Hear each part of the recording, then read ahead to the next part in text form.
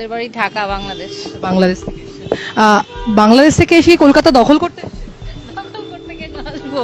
আপনাদের প্রাক্তন সেনাকর্তারা বলছেন 4 দিনের মধ্যে কলকাতা দখল হয়ে যাবে এবং তারাই করবেন। শুধুমাত্র কলকাতা না, উত্তর পূর্ব ভারতের একাংশও দখল করে নেবে বাংলাদেশ।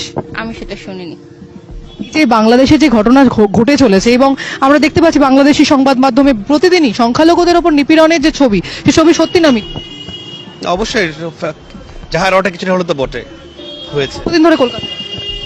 আমরা আসছি এক সপ্তাহ হয়েছে। এক সপ্তাহ হয়েছে। বাংলাদেশের পরিস্থিতি নিয়ে কি?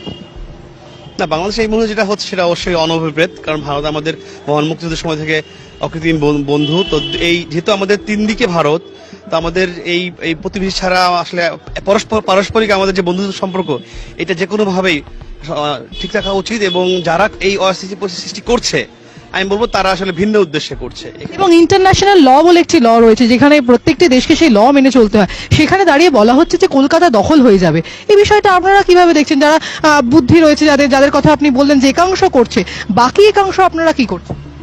না, অবশ্যই এটা তো প্রতিবাদ জানাচ্ছেন? ডেফিনেটলি প্রতিবাদ জানানো হচ্ছে।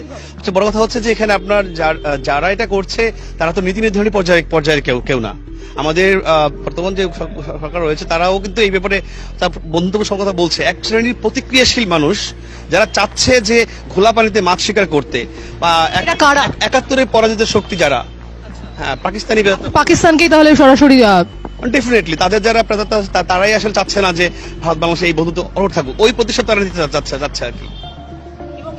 এই যে পরিস্থিতি বা মানে ভারতের উপরে নির্ভরশীল থাকতে হয় আপনাদের বেশ কিছু অংশে, সেখানে দাঁড়িয়ে ভারত বিরোধী স্লোগান উঠছে বারবার। পুরো বিষয়টা কিভাবে দেখছেন দেশে? দেখেন, আমরা প্রতিবেশী, এখানে সাম্যের ভিত্তিতে পারস্পরিক সৌহার্দ্যপূর্ণ সম্পর্ক যেটা দেশ, অবশ্যই ভারতের প্রতি আমরা চিরকৃতজ্ঞ। তারা আমাদেরকে মুক্তিযুদ্ধের সময় 2 কোটি আমাদের উদ্বাস্তুদের আশ্রয় দিয়েছেন, আমাদের মুক্তিযুদ্ধে সহায়তা করেছেন। এই কৃতজ্ঞতা বোধটা অবশ্যই আমাদের যারা প্রকৃত শান্তিপূর্ণ নাগরিক তাদের মধ্যে রয়েছে। তো আমরা এই সম্পর্কটা সারা জীবন রাখতে চাই। যারা এখন উদ্ভূত পরিস্থিতিতে, এই বিগত সরকারের পতনের পরে একটা মানে ভোলাটাইল সিচুয়েশন হয়েছে, এই পরিস্থিতির সুযোগ নিয়ে তারা চাচ্ছে যে 71-এ যারা হেরেছিল এই প্রতিশোধে সেই তারা চেষ্টা করছে এই অস্থিতির সৃষ্টি করার জন্য। এই আওয়ামী লীগ তাদের কর্মী সমর্থক তারা কেমন রয়েছেন? তারাও কি হিন্দুদের মতন বা খ্রিস্টানদের মতন নিপীড়িত হচ্ছেন? ডেফিনেটলি হচ্ছে। এটা তো সবচেয়ে বড় হচ্ছে এখানে আগে যেমন একটা কন্ট্রোল ছিল, ওভারঅল সবকিছু স্থিতিশীলতা ছিল।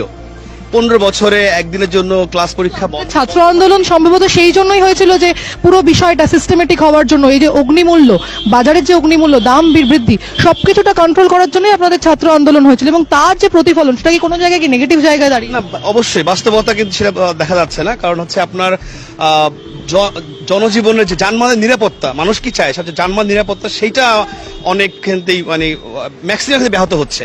যানবাহনের নিরাপত্তাটা প্রাইম ফ্যাক্টর এখানে। ল অ্যান্ড অর্ডার, আমি বলবো যে টোটাল ক্যাওয়াস এই মুহূর্তে।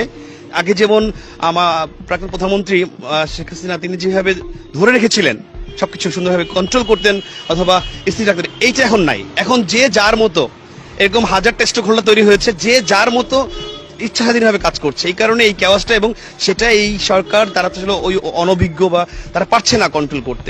এটা বাস্তবতা।